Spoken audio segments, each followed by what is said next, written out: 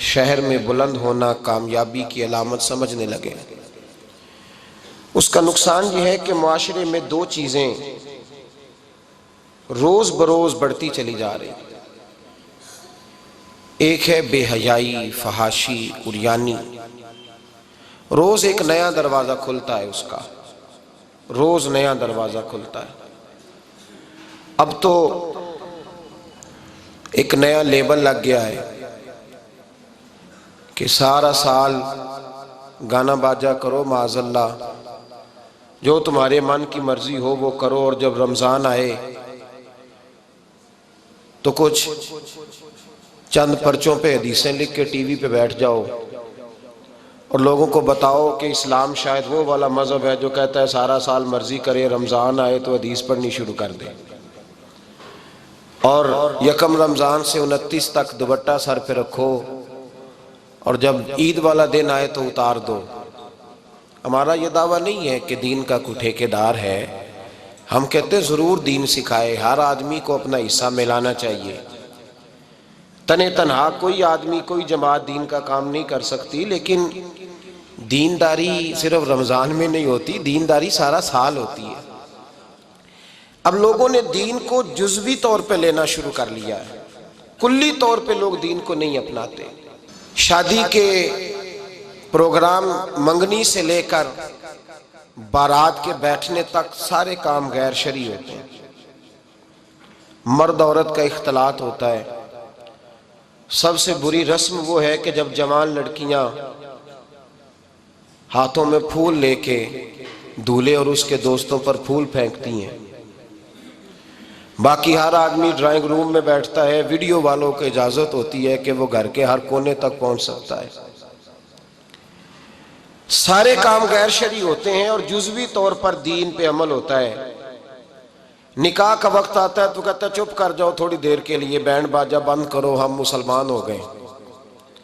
مولوی صاحب نکاح کے لیے تشریف لاتے ہیں، بیچارے چھپے بیٹھے ہوتے ہیں کسی کونے میں، چند کلمے پڑھا کے جب دعا کر کے چہرے پہ ہاتھ پورا نہیں پھیرتے تو پھر وہی تماشا شروع ہو جاتا ہے۔ جزوی طور پر لوگ دین پہ عمل کرتے ہیں۔ میرا رب فرماتا ہے یا ایھا الذین آمنوا اتقوا اللہ حق تقاتہ، اے ایمان والو رب سے ڈرو، اتنا ڈرو کہ جتنا ڈرنے کا حق ہے۔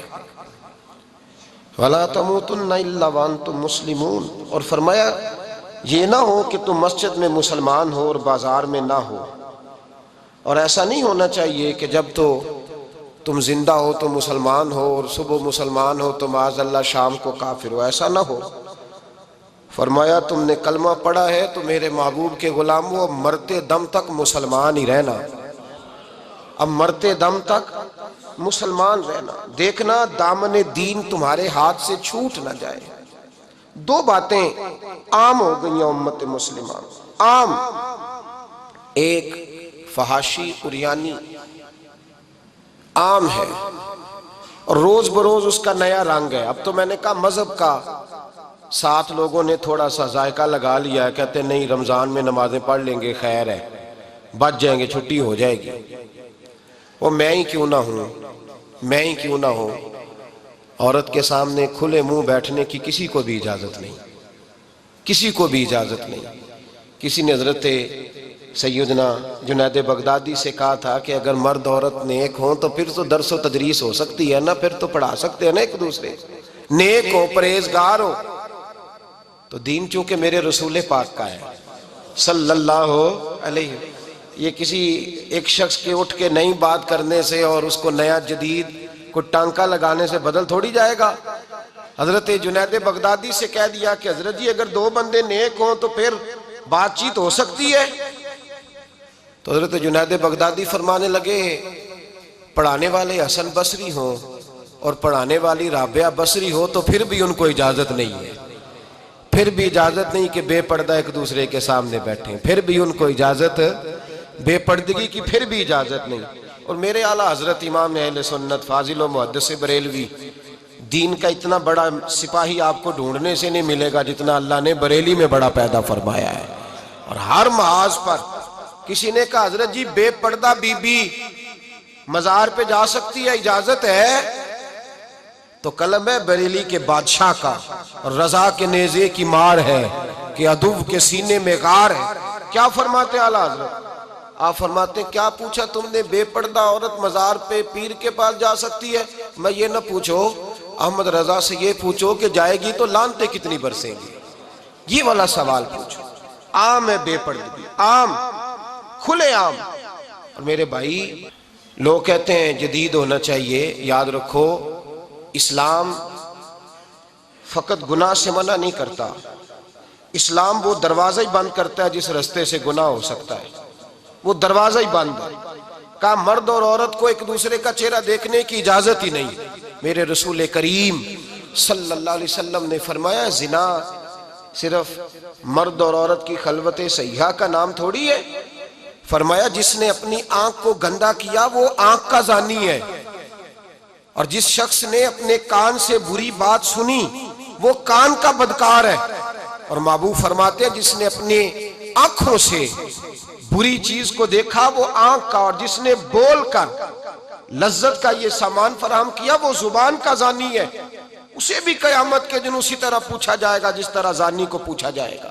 میرے بھائی امت مسلمہ کا وقار، میرے رسول کریم علیہ السلام کے غلاموں کے دلوں میں شرم و حیا بھر دیا گیا۔ علامہ واقدی کہتے ہیں حضرت سعد بن ابی وقاص نے مدائن فتح کیا۔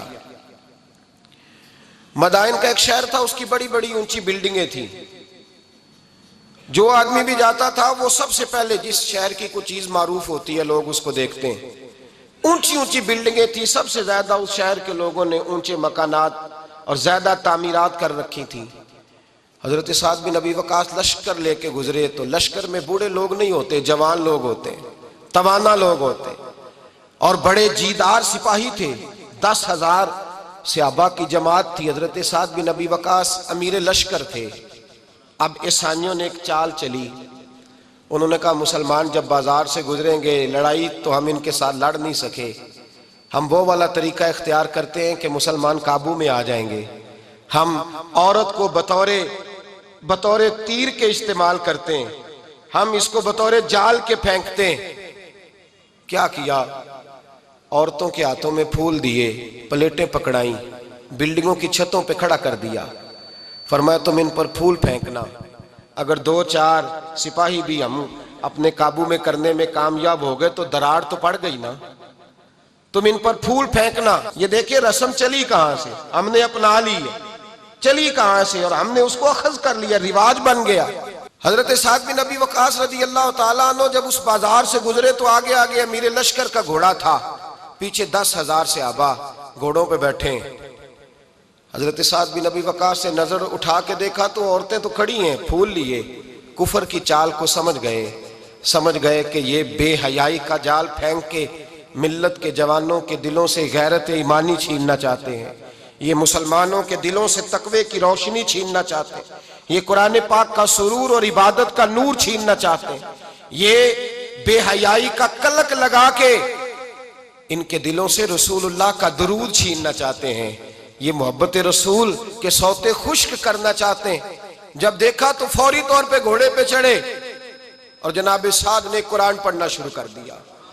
وَقُلْ لِلْمُؤْمِنِينَ يَغُضُّوا مِنْ أَبْصَارِهِمْ، کہا مومنو تمہارے رب نے تمہارے نبی کی زبان سے تمہیں حکم دیا ہے کہ تم نے نظریں نیچی رکھنی ہے۔ جب حضرت سعد بن ابی وقاص نے آیت پڑھی تو صحابہ کہتے ہیں ہمیں یوں لگا کہ جیسے ابھی آیت نازل ہو رہی ہے اور سیدھی دلوں سے ٹکرا رہی ہے۔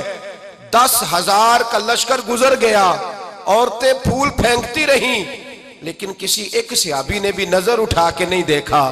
جب لشکر گزرا تو ان بیبیوں نے پلیٹیں پھینکی اور کہنے لگی عیسائیوں تم کتنے نالائق اور کس قدر بڑے تم بد تہذیب ہو کہ اپنی عورتیں استعمال کرتے ہو لوگوں کو قابو کرنے کے لیے، کس قدر تم زیادہ غیرت سے گرے ہوئے ہو، اور یہ کتنا اعلیٰ طبقہ ہے کہ ہم دادے توجہ دیتی رہیں، انہوں نے پلٹ کے نہیں دیکھا، کہنے لگے تم جھوٹے ہو، اور جس رسول کے غلام اتنے اعلیٰ درجے کے پائے کے حیا والے ہیں وہ نبی کتنی شان والا ہوگا۔ بیبیوں نے کلمہ پڑھنا شروع کر دیا۔ بھائی یاد رکھیں یہ جو آج جگہ جگہ مسلمانوں کے خلاف کفر کی سازش ہے، میری ملت کا جوان روز رات کو 10 میسج ٹائپ کرتا ہے، یہ روز رات کو 20 نمبر اپنے موبائل پہ رکھتا ہے اور فخر کے ساتھ بیان کرتا ہے، اور بڑی تکلیف کے ساتھ بات کہنی پڑتی ہے کہ اس کے ابا جی کو بھی پتا ہے کہ بچے کے موبائل میں نمبر ہیں، اس کے گھر والوں کو بھی پتا ہے، اور لوگ ہیں کہ اس کو ایک شغل سمجھ کے، ایک چھوٹا سا بچے کا شوق سمجھ کے اس کو درگزر کر رہے ہیں۔ تجھے پتا نہیں کہ جب انسان کی یہ سوچ ہوتی ہے، جب اس کا یہ نظریہ ہوتا ہے تو ایمانی قوتیں کتنی زائل ہوتی ہیں۔ جب نوجوان کی نظر کے اندر عیب پیدا ہوتا ہے تو پھر اس سے نماز کی لذت جاتی رہتی ہے، قرآن پاک کا ذائقہ جاتا رہتا ہے، درود پاک کا ذائقہ جاتا رہتا ہے۔ اٹھائیے مسند امام احمد بن حنبل، میرے رسول کریم صلی اللہ علیہ وسلم کی بارگاہ میں صحابی نے آ کے عرض کی، یا رسول اللہ میں بڑی اچھے طریقے سے وضو کرتا ہوں، ٹائم نکال کے مسجد آتا ہوں، حضور میں پابندی سے پڑھنے کی کوشش کرتا ہوں، لیکن اے معصوم آمنہ، یا رسول اللہ میرا نماز میں دل نہیں لگتا، حضور میری طبیعت نہیں جمتی، میرا دوڑ جانے کو دل کرتا ہے، کوئی نسخہ بتلائیے۔ محبوب نے فرمایا تو اپنی نظر کو پاک کر لے، تیرے نبی کا وعدہ ہے تیرا نماز میں دل لگنا شروع ہو جائے گا۔ اپنی نظر میں پاکیزگی پیدا کر۔ محمد بن قاسم آئے، اگر یہ بات آپ کی سمجھ میں آ گئی تو حد ہو گئی۔ محمد بن قاسم جب یہاں آئے نا ہندوستان میں تو عجیب واقعہ لکھا ہے ان کے حالات میں۔ یہاں آئے تو نیا علاقہ تھا، ہندوستان کی سڑکوں سے چوکوں سے واقف نہیں تھے۔ جب تشریف لائے، راجہ دہر ان کے مقابلے میں تھا، جنگ کرنی تھی، لشکر لائے تو خود بھی ابھی 17 سال یا 19 سال کے جوان تھے، اور ساتھ بھی لشکر جوانوں کا تھا۔ ایک بزرگ تھے قافلے میں، بزرگ کہتے ہیں میری محمد بن قاسم سے ملاقات ہوئی تو میں نے اس شخص کے چہرے پر پریشانی دیکھی، شدید تکلیف میں دیکھا، تو میں نے کہا جرنیل مسلمانوں کے تو کس پریشانی میں ہے؟ تو محمد بن قاسم کہنے لگے پریشانی یہ ہے کہ ہم عربی ہیں، یہ عجم کا علاقہ ہے، ہم تو رستوں سے بھی واقف نہیں۔ راجہ دہر سنا ہے بڑی فوج ہے، بڑی طاقت ہے، بہت پرانا یہاں کا رہنے والا ہے، چھوٹے چھوٹے مورچوں کا پتہ ہے، رستوں کا پتہ ہے، کیسے جنگ ہوگی؟ میں پریشان ہوں کہ مقابلہ کیسے ہوگا؟ وہ بزرگ کہتے ہیں میں نے بھی دعا کی، تسلی دی، میں نے کہا اللہ تیری مدد کرے گا۔ میں گزر گیا، 3-4 دن کے بعد ملاقات ہوئی تو میں نے محمد بن قاسم کے چہرے پر بڑی روشنی دیکھی، ہنستے اور مسکراتے دیکھا، توانائی دیکھی، وقار دیکھا، اطمینان اور سکون دیکھا۔ میں نے کہا خیریت تو ہے، پرسوں ترسوں تو بڑے پریشان تھے، آج کیا ہوا؟ اگر یہ بات سمجھ میں آ گئی میری ملت کے جوان کے، اگر یہ بات سمجھ میں آ گئی تو شاید اسے ڈھب اور سلیقہ آ جائے جینے کا، شاید یہ سمجھ جائے کہ میری توانائی کا راز کہاں ہے۔ کہنے لگے بھائی پرسوں ترسوں بڑے پریشان تھے، آج کیا ہوا؟ جواب دیا کہ تاریخ بنا دی، اس 17 سال کے جوان نے تاریخ بنا دی۔ کہنے لگا میں بے فکر ہو گیا ہوں، راجہ دہر میرا مقابلہ نہیں کر سکتا، وہ 2 دن نہیں کھڑا ہو سکتا میرے سامنے۔ کہا وجہ کیا ہے؟ محمد بن قاسم کہنے لگے میں نے تحقیق کی ہے، مجھے پتا چلا ہے کہ راجہ دہر ذہن کا گندا ہے، نظر کا ناپاک ہے، وہ سینے بند کا برا ہے، مجھے پتا چلا ہے وہ تو چچا زاد بہن کو نہیں چھوڑتا، وہ تو خالہ زاد پہ بری نظر رکھتا ہے، مجھے پتا چلا ہے کہ اس کے تو اپنے علاقے کی عورتیں اس کی نظر سے محفوظ نہیں ہیں۔ کہنے لگا جو گندی نظر کا جوان ہوتا ہے وہ کسی میدان میں نہیں ٹھہر سکتا۔ کہنے لگا میری 17 اور 19 سال کی جوانی ہے، مجھے قسم ہے گنبد خضرا کی، میں نے جب بھی دیکھا ہے یا مصطفیٰ کا درود دیکھا ہے یا رسول اللہ پہ نازل ہونے والا قرآن دیکھا ہے۔ میرا مقابلہ کیسے کرے گا؟ میرے مقابلے میں کیسے آئے گا؟ جو نظر کا گندا ہو، کردار کا ناپاک ہو، وہ کسی کے مقابلے میں آ سکتا؟ اور ملت کے جوان یاد رکھ، جب تک نظریں ناپاک ہوتی ہیں اس وقت تک وجود کمزور ہوتے ہیں، جب تک نظریں ناپاک ہوتی ہیں ارادوں میں دراڑیں ہوتی ہیں، جب نظریں ناپاک ہوتی ہیں پھر عقیدے متزلزل ہوتے ہیں، جب نظریں ناپاک ہوتی ہیں پھر انسان کوئی بھی مہم سر نہیں کر سکتا، اور جب نظر پاک ہوتی ہے۔ حضرت عبداللہ بن حذافہ جہاد کر رہے تھے، روم کے عیسائیوں نے گرفتار کر لیا، 1000 آدمی نے مل کے پکڑا، گرفتار نہیں ہوتے تھے صحابی، 1000 آدمی نے گھیرا ڈالا، گرفتار کر کے لے گئے، اور جب بادشاہ کے سامنے گئے تو وزیر کہنے لگا بادشاہ بندہ بڑے کام کا ہے، اگر ہمارے قابو آ گیا تو فائدہ دے گا، صحابی ہیں حضرت عبداللہ بن حذافہ، حضرت فاروق اعظم کا زمانہ ہے، اگر قابو آ گیا تو فائدہ دے گا۔ بادشاہ کہنے لگا کیوں، کیا خوبی ہے؟ کہنے لگے ہم 1000 آدمی تھے، یہ اکیلا قابو نہیں آ رہا تھا، 1000 آدمی تھے. اگر ہماری فوج میں شامل ہو گیا تو بہت بڑا جرنیل ملے گا. بادشاہ کہنے لگا کوئی مسئلہ نہیں، 2-3 چیزیں ہوتی ہیں بندے کو خریدنے کے لیے، خرید لیتے ہیں.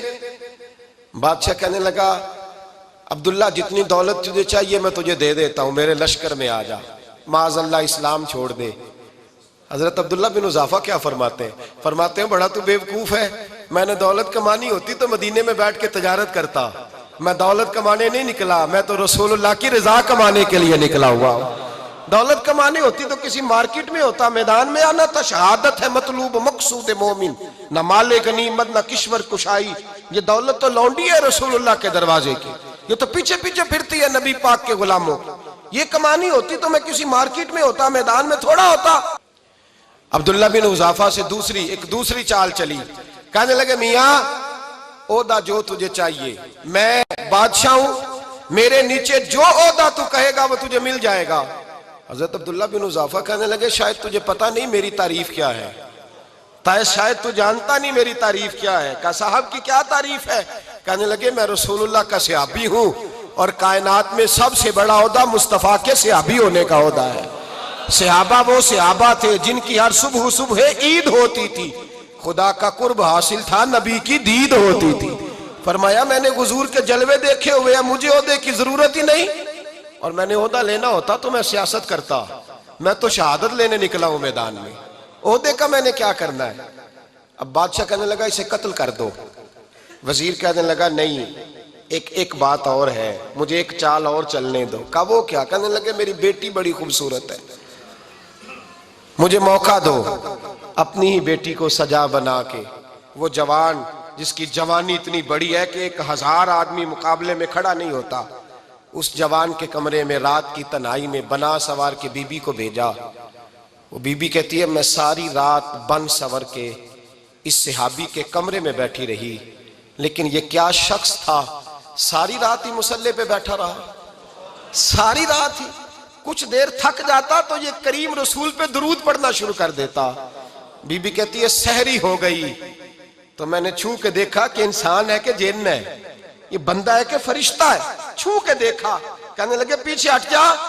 میں نے کہا میں نے تو سنا تھا تو 1000 کے مقابلے میں ہے، اور تو اتنا بے حس ہے کہ بنی سوری دلہن بیٹھی ہے، تو نے نظر نہیں کی. عبداللہ بن حذافہ، بی بی کہتی ہے نظر پھر نہیں اٹھائی، نظر پھر جھکی ہوئی ہے.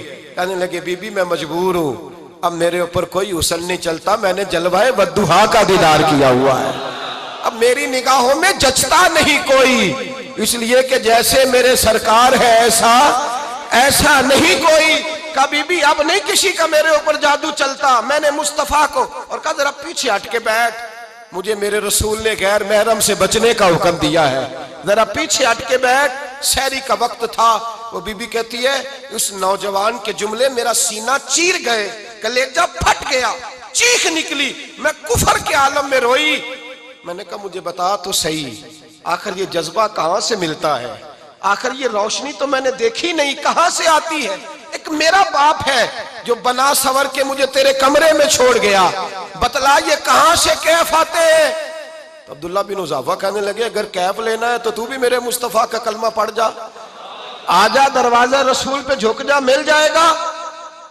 سویرے دروازے پہ باپ آیا بیٹی سے رزلٹ لینے، دروازہ کھولا تو بیٹی نقاب پہنے باہر آئی.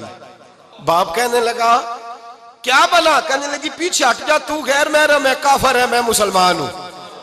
اس نے کہا کیا ہوا؟ کہنے لگی تیرے جیسے کو باپ کہوں، تیرے جیسے کو جو مجھے استعمال کر رہا تھا. میں تجھے باپ نہیں مانتی، میں اب رسول والی ہو گئی ہوں، میں حضرت فاطمہ کی کنیزہ ہو گئی ہوں، میں اب نبی کریم کی خادمہ ہوں، خبردار میرے قریب نہ آنا. یہ دعو بھی ناکام ہوا. اب حضرت عبداللہ بن حذافہ کے سامنے موت کھڑی کی، ایک کڑا میں تیل گرم کیا، کہنے لگے تجھے اس میں جلایا جائے گا. حضرت عبداللہ بن حذافہ رضی اللہ تعالیٰ عنہ جب جلنے کے قریب ہوئے تو رونے لگے. روم کا بادشاہ کہنے لگا شاید ڈر گیا ہے. کہنے لگے اب سمجھ آئی ہے، اب تجھے پتا چلا ہے، چلا آ جا. حضرت عبداللہ بن حذافہ کہنے لگے تو کافر ہے، تیری کافروں والی سوچ ہے.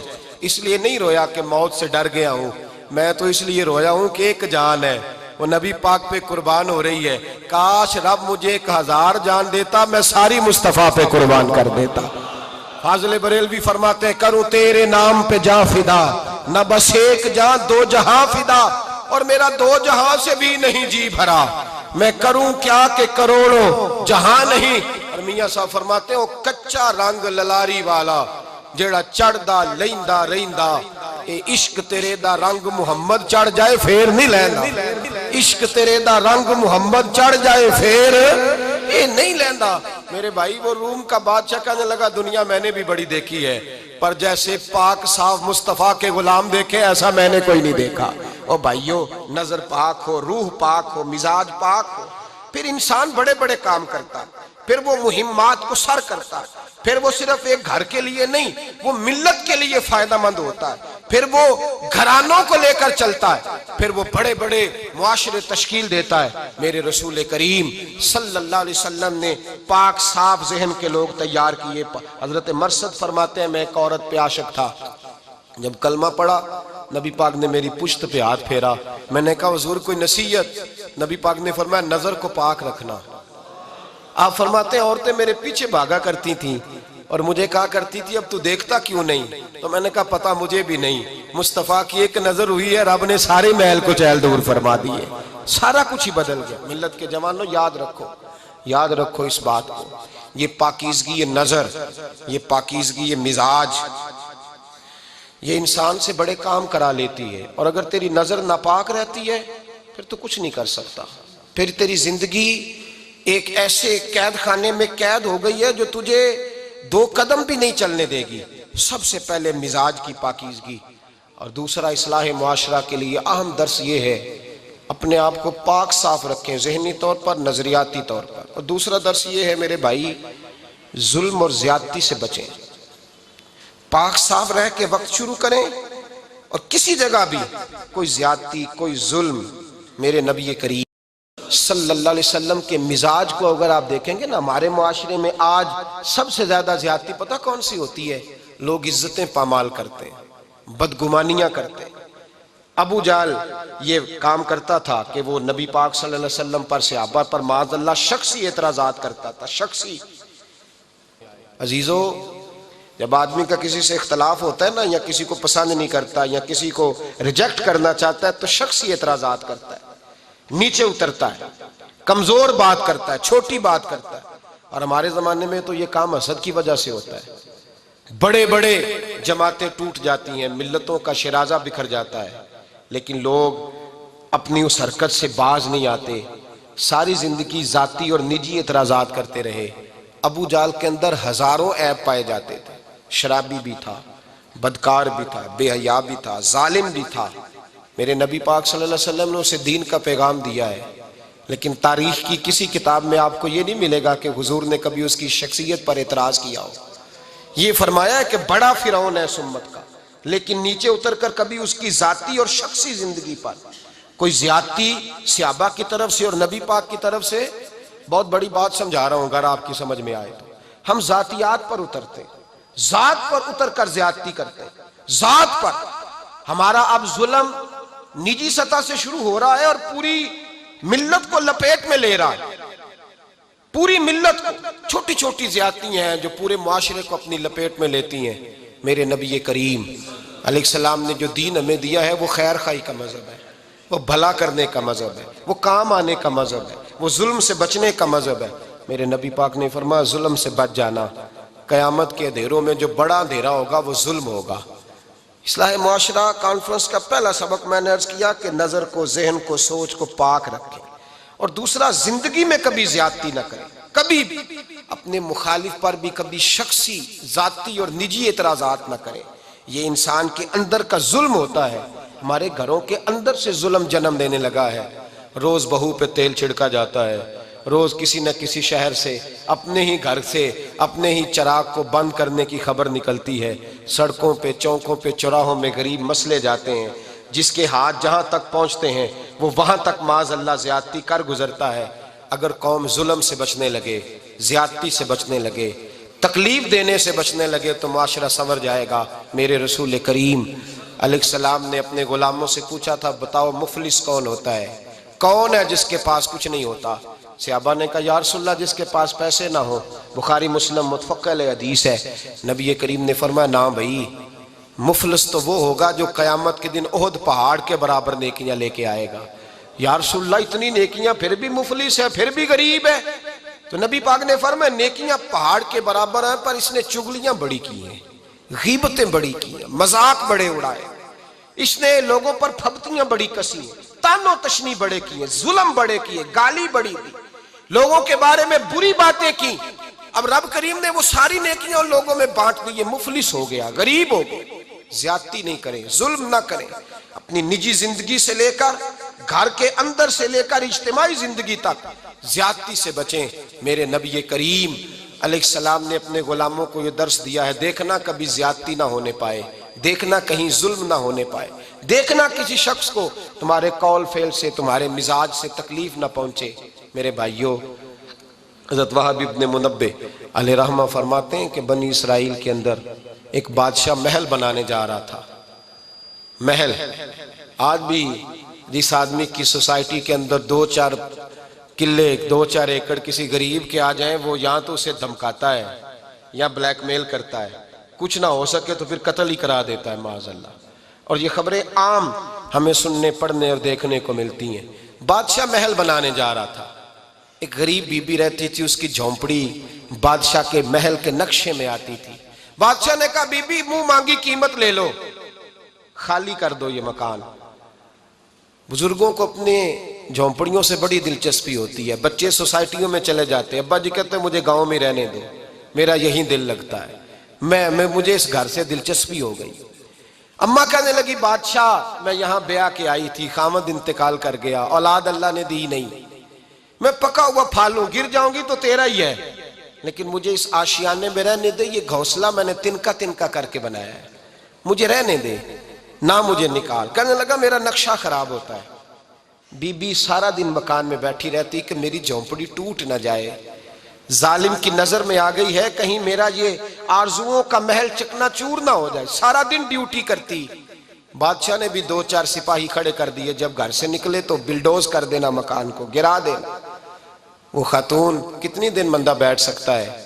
ایک دن سر شام گھر سے نکلی، 2-1 گھنٹے کے بعد واپس آئی تو مکان گر گیا تھا، دیوار بن گئی تھی۔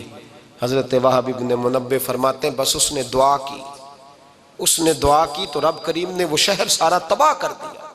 اس بی بی نے 2 جملے کہے تو الٹ پلٹ دیا وہ سارا شہر۔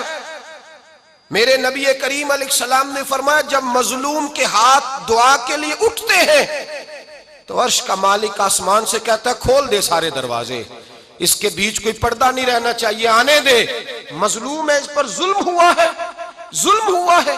لوگ کہتے ہیں میں بے چین رہتا ہوں صاحب، مولانا صاحب، پیر صاحب، وہ گھر کے ایک کونے سے چیخنے کی آواز آتی ہے، کوئی دم مل جائے، کوئی تعویذ ہو جائے، کچھ ایسا ہو جائے کہ بچت ہو جائے، کوئی ایسی پھونک لگ جائے کہ آرام آ جائے۔ تو میں کہتا ہوں بھائی اگر بڑے دم کرانے سے بھی فرق نہیں پڑا، اگر بڑے تعویذ لینے سے بھی چیخیں بند نہیں ہوئی، تو ذرا ٹٹول کے دیکھ لو کہیں کسی یتیم کی آہیں ہی نہ دفن ہو وہاں، کہیں کسی غریب کا گوشت تو نہیں دبا لیا، کہیں کسی کو لوٹ کے تو دیوار نہیں بنا لی، کہیں کسی کا مکان پہ قبضہ کر کے تو نہیں بنایا۔ اگر لوٹ اور حرام کا مال ہو تو پھر چیخیں بند نہیں ہوتی، پھر سکون سے سویا نہیں جاتا، پھر وہاں آرام کی نیند نہیں آتی۔ حضرت وہب ابن منبہ فرماتے ہیں بی بی آئی اور آ کر کے اس نے جب دیکھا میرا گھر ٹوٹ گیا ہے، محل ٹوٹ گیا ہے، حالات بدل گئے ہیں، تو خاتون آتی ہے اور میرے بھائی دعا کی تو اس نے انداز ہی بدل کے رکھ دیے۔ مکان سے نکلی تو مکان ٹوٹ گیا، اور فرماتے ہیں واپس آئی تو ہاتھ پھیلا کے پتہ کیا کہتی ہے؟ کہتی اے اللہ میں تو موجود نہیں تھی، بتا تو کہاں گیا تھا؟ تو بھی موجود نہیں تھا، میں تو نہیں تھی، پر تو کہاں تھا؟ بس رب کریم نے حضرت جبریل کو حکم دیا، فرمایا یہ بستی الٹ دو، ساری تباہ کر دو، یہ لوگ نہیں رہنے چاہیے، جو ظلم تو سہتے ہیں بغاوت نہیں کرتے، نہیں رہنے چاہیے۔ صاحب طبقات کہتے ہیں میرے مصطفیٰ کریم سید عالم صلی اللہ علیہ وسلم کے وصال ظاہری کے ایام قریب آئے تو حضور نے سرخ پٹی باندھی، تیز بخار ہے نبی کریم کو، 2 صحابہ سہارا دے کے مسجد میں لائے، نبی پاک علیہ السلام کو بظاہر سہارا دے کے لایا گیا، کریم رسول نے لوگوں کو جمع کیا، حضور آج کیا ہونے والا ہے، آج کیا کہا جائے گا، آج کس لیے میٹنگ بلائی ہے؟ نبی کریم کے کل صحابہ جب مسجد میں جمع ہوئے تو کھچا کھچ مسجد بھری ہے۔ وصال ظاہری سے چند یوم پہلے کی بات، نبی پاک نے فرمایا آج تمہیں کوئی جہاد کی ترغیب نہیں دینی، آج کوئی نیا پیغام نہیں دینا، آج تمہیں بتانا ہے کہ رب نے اپنے بندے کو اختیار دیا ہے، چاہے تو دنیا میں رہے، چاہے تو اس کی بارگاہ میں حاضر ہو جائے۔ اس عبد نے بارگاہ ربوبیت کی طرف لوٹنے کا ارادہ کر لیا ہے۔ حضرت صدیق اکبر رونے لگے تو صحابہ نے کہا تمہیں کیا ہوا؟ کہنے لگے سمجھ نہیں رہے، کسی کی بات نہیں کر رہے، نبی پاک تو اپنی بات فرما رہے ہیں، اس نے جانے کا ارادہ کر لیا۔ سنیے میرے بھائی، محبوب پاک نے فرمایا بھائی کسی شخص کو میری طرف سے کوئی تکلیف پہنچی ہو تو بدلہ لے سکتا ہے، بدلہ لے سکتا ہے، کسی کو تکلیف پہنچی ہو۔ صحابہ پھوٹ کے رونے لگے، محبوبہ کرم ہی کرم ہوا ہے، رحمت ہی رحمت آئی، آپ کے بارے میں گمان کرنے والا بھی دائرہ ایمان سے نکل جائے گا۔ حضور آپ کیا فرما رہے ہیں؟ فرمایا نہیں بھئی اٹھو۔ پیچھے سے جناب عکاشہ بن محصن اٹھے، ہاتھ کانپتے ہیں آگے بڑھے، کہنے لگے یا رسول اللہ ایک جنگ کے موقع پر آپ نے درہ مارا تھا، ننگی پیٹھ پر صفیں سیدھی کراتے، بات دل میں رہ گئی ہے، میں نے بدلہ لینا ہے۔ نبی کریم نے فرمایا بلال دوڑ کے جاؤ، فاطمہ کے گھر درہ پڑا ہے، درہ لاؤ۔ سیدنا بلال حبشی کہتے میں گیا، دستک دی، سیدہ طیبہ طاہرہ حضرت فاطمہ فرمانے لگی بلال کیسے آئے ہو؟ اماں جی وہ درہ چاہیے تھا۔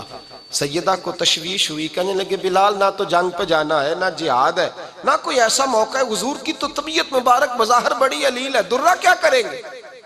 حضرت بلال عرض کرنے لگے اماں جی ایک صحابی بدلہ لینے لگے ہیں، صاحب طبقات نے جملے لکھے ہیں، کہتے ہیں بی بی صاحبہ نے درہ بھی دیا اور امام حسن حسین کو بھی باہر نکالا۔